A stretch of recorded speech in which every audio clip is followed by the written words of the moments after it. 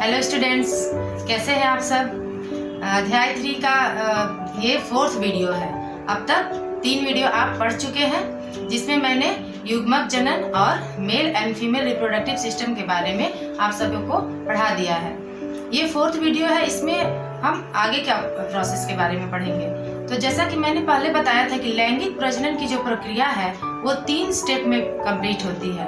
Fertilisation की निषेचन पूर्व घटना और निषेचन पश्च घटना, तो ये 3 स्टेप में कंप्लीट होती है। तो अब तक के 3 वीडियो में मैंने निषेचन पूर्व घटना को कंप्लीट किया है, कि जिसमें कि युग्मक जनन और युग्मक स्थानांतरण आता है। निषेचन पूर्व घटना में युग्मक जनन और युग्मक स्थानांतरण की प्रक्रिया आती है, जो 3 वीडियो में मैंने उसको पढ़ा दिया।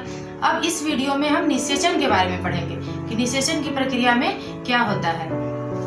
आइए देखते हैं निषेचन शुक्राणु का अंडाणु के साथ संलयन की प्रक्रिया को निषेचन कहते हैं। शुक्राणु जब अंडाणु के साथ फ्यूज करता है तो उस प्रोसेस को निषेचन कहते हैं, या इंग्लिश में इसे फर्टिलाइजेशन कहते हैं। तो ये इसको फिगर के द्वारा अच्छे से समझ सकते हैं कि जैसे ये फीमेल रिप्रोडक्टिव सिस्टम का फिगर है। जैसे पहले वाले वीडियो में मैंने इसका एक एक करके स्ट्रक्चर बताया था। ये गर्भाशय है, यूट्रस है, ये अंडाशय, ये फेलोपियन ट्यूब्स है, और इस तरह से इसका पूरा स्ट्रक्चर है। तो इसमें जैसे कि अंड जनन में oogenesis में हम लोगों ने देखा था कि यहाँ पे ओवरी के अंदर ओवा का निर्माण होता है, और ओवा के निर्माण के बाद वो ओवुलेशन के द्वारा बाहर आता है। ओवुलेशन के बाद जब बाहर आता है तो वो फिम्ब्री, ये फेलोपियन ट्यूब का पार्ट है। फेलोपियन ट्यूब को 4 भागों में बांटते हैं, फिम्ब्री, एम्पुला, आइस्थमस और इनफंडिबुलम।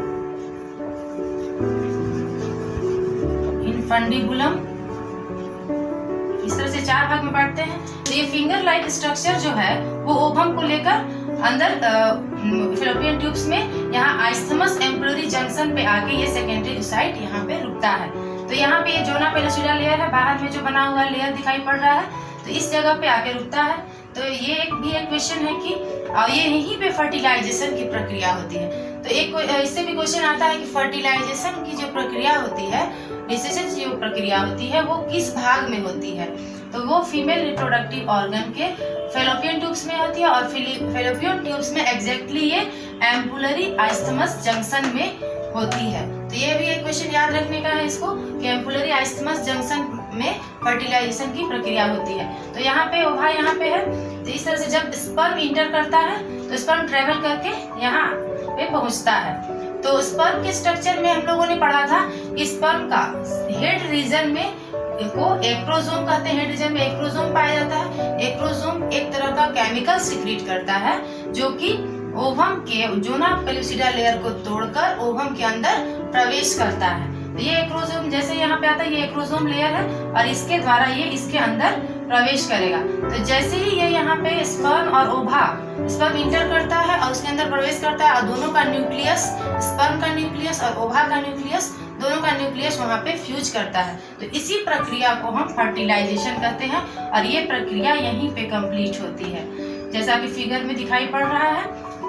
इसको यहाँ पे क्लियरली दिखा सकते हैं कि यहाँ पे ये स्पर्म का न्यूक्लियस है और ये ओवा का न्यूक्लियस है, और स्पर्म जो है ये इसके अंदर इंटर कर चुका है पूरी तरह से, और ये बाहर का लेयर है। एक चीज और इसमें याद रखना है कि ये जो जैसे ही एक स्पर्म इसके अंदर जोना पेलोसिडा लेयर को तोड़कर ओवा के अंदर जैसे ही स्पर्म इंटर करता है, उसके बाद ये जोना पेलोसिडा लेयर जो है वो और ज्यादा स्ट्रॉन्ग हो जाता है और ज्यादा हार्ड हो जाता है, जिससे कि दूसरा स्पर्म यहाँ आके इंटर न करे। कि एक स्पर्म अगर इंटर कर गया, इसका न्यूक्लियस अंदर चला जाता है, तो ये लेयर, बाहरी लेयर जो है वो और ज्यादा स्ट्रॉन्ग हो जाता है, ताकि दूसरा स्पर्म जो है ये दोबारा इसको भेद के अंदर न जाए। और एक और क्वेश्चन आता है कि स्पर्म का कौन सा पार्ट ओवा के अंदर प्रवेश करता है। तो वो है एक्रोसोम लेयर, जो कि केमिकल सीक्रेट करता है, उससे तोड़कर वो अंदर जाता है। तो इस तरह से ये यहाँ पे फर्टिलाइजेशन की प्रक्रिया कंप्लीट होती है, और दोनों का न्यूक्लियस यहाँ पे फ्यूज करता है। तो दोनों का न्यूक्लियस फ्यूज करने के बाद स्पर्म के पास N न्यूक्लियस है और ओवा के पास भी N है, तो दोनों को मिलाकर 2N, फर्टिलाइजेशन के बाद 2N बनता है, और इसे कहते हैं युग्मनज या जाइगोट। फर्टिलाइजेशन के बाद जो स्ट्रक्चर बनता है उसे युग्मनज कहते हैं या इंग्लिश में जाइगोट कहते हैं। और यही जाइगोट जिसमें कि क्रोमोसोम की संख्या डिप्लॉयड है, ये n मिलाकर 2n हो गया। तो इस तरह से अब ये जाइगोट डेवलप करके एम्ब्रियो का निर्माण करेगा और आगे का डेवलपमेंट होगा। निषेचन के पश्चात जाइगोट का निर्माण होता है, युग्मनज का निर्माण होता है। अब आइए इसमें फिगर के द्वारा इसको अच्छे से स्पष्ट करते हैं कि ये 2n है, यहाँ पे ये फर्टिलाइजेशन के बाद जाइगोट का निर्माण होता है जिसमें क्रोमोसोम की संख्या डबल होती है, 2n होती है। अब इस जाइगोट में डिवीजन होगा, लेकिन ये डिवीजन ऐसा होगा कि सिर्फ न्यूक्लियस डिवाइड करेगा, सेल का साइज वही रहेगा, सिर्फ अंदर में न्यूक्लियस की संख्या बढ़ेगी। तो ये सेल एक सेल है और इसके अंदर जाइगोट के अंदर एक न्यूक्लियस था, अब ये डिवाइड करके 2 न्यूक्लियस यहाँ बनाएगा, फिर ये दोबारा फिर से डिवीजन होगा इसमें और ये 2 न्यूक्लियस 4 न्यूक्लियस बना देता है, फिर 4 न्यूक्लियस में फिर से डिवीजन होता है और यहाँ पे 8 न्यूक्लियस बनता है। इस तरह से डिवीजन होते चला जाता है और यहाँ पे 16 न्यूक्लियस, 16 के बाद 32, 32 के बाद 64, 64 के बाद 128। तो इस तरह से न्यूक्लियस ये इस डिवीजन को में थोड़ा सा अंतर है कि यहाँ जाइगोट में जो, इसको भी याद रखना इंपॉर्टेंट पॉइंट्स है कि जाइगोट के अंदर जो डिवीजन होता है उसमें सिर्फ न्यूक्लियस डिवाइड करता है, सेल डिवाइड नहीं करता है। सिर्फ यहाँ न्यूक्लियस की संख्या बढ़ेगी, 2, 2 से 4, 4 से 8, 8 से 16, 16 से 32, 32 से 64 और 64 से 128 और ये डिवीजन ऐसे ही होगा। तो इस तरह से 16 से 32 वाले स्टेज को, जहाँ पे 16 से 32 सेल रहेंगे, जहाँ पे उस स्टेज को मोरूला स्टेज कहते हैं, ठीक है। और उसके बाद 32 से 64 वाले स्टेज, 64 न्यूक्लियस जिस सेल में रहेंगे उस स्टेज को ब्लास्टुला कहते हैं। और 64 से आगे जो 128 वाले स्टेज को कहेंगे ब्लास्टोसिस्ट। ये इंपॉर्टेंट पॉइंट्स है, इसको याद रख लीजिए। मोरूला कहेंगे 16 से 32 न्यूक्लियस वाले सेल को, और ब्लास्टुला 64 जिसमें न्यूक्लियस रहेंगे और 128 न्यूक्लियस जिसमें रहेंगे उसको ब्लास्टोसिस्ट कहेंगे। तो इस स्टेज में, इसी स्टेज में, ब्लास्टोसिस्ट स्टेज में ही ये सेल आकर इस यूट्रस गर्भाशय के अंदर आकर इम्प्लांट होता है। अब एक चीज और देखते हैं कि गर्भाशय का जो दीवार होता है, ये वाल जो होता है, इसमें 3 लेयर होते हैं। सबसे बाहरी लेयर को कहते हैं पेरीमेट्रियम, बीच वाला जो लेयर है इस लेयर को कहते हैं मायोमेट्रियम और अंदर वाले लेयर को कहते हैं इंडोमेट्रियम। इस तरह गर्भाशय के 3 स्तर होगा, पेरीमेट्रियम, मायोमेट्रियम और इंडोमेट्रियम। तो ये जो ब्लास्टोसिस्ट है वो इंडोमेट्रियल आंतरिक लेयर पे आके इंडोमेट्रियम पे आके इम्प्लांट होता है। तो इस प्रक्रिया को अंतररोपण या इम्प्लांटेशन कहते हैं। इससे भी क्वेश्चन आता है कि अंतररोपण या इम्प्लांटेशन किसे कहते हैं, तो इसको डिफाइन करते हैं इस तरह से। ब्लास्टोसिस्ट का गर्भाशय के इंडोमेट्रियल लाइनिंग पर रोपित होने की प्रक्रिया को अंतररोपण या इम्प्लांटेशन कहते हैं। अब यहाँ पे ये ब्लास्टोसिस्ट आके इम्प्लांट हो जाता है। इसके अंदर इम्प्लांटेशन होने के बाद इसमें जो अंदर में सेल्स हैं ये सेल डिवाइड होंगे, ब्लास्टोसिस्ट में भी डेवलपमेंट होगा। यही ब्लास्टोसिस्ट डेवलप होकर भ्रूण का निर्माण करेगा, फिर शिशु का निर्माण करेगा और ये 9 मंथ तक इस यहाँ पे गर्भाशय के अंदर इसका डेवलपमेंट होगा। 9 मंथ तक यहाँ पे ये पूर्ण रूप से डेवलप होके फिर डिलीवरी के बाद ये बाहर आएगा। तो यही प्रक्रिया है नए शिशु के जन्म की, नए संतान की उत्पत्ति इसी प्रकार से होती है कि फर्टिलाइजेशन के बाद ये डिवीजन होता है, फिर ब्लास्टोसिस्ट का यहाँ पे इम्प्लांटेशन होगा, फिर इसमें डेवलपमेंट होगा, फिर 9 मंथ के बाद ये डिलीवरी के बाद नए संतान की उत्पत्ति होगी।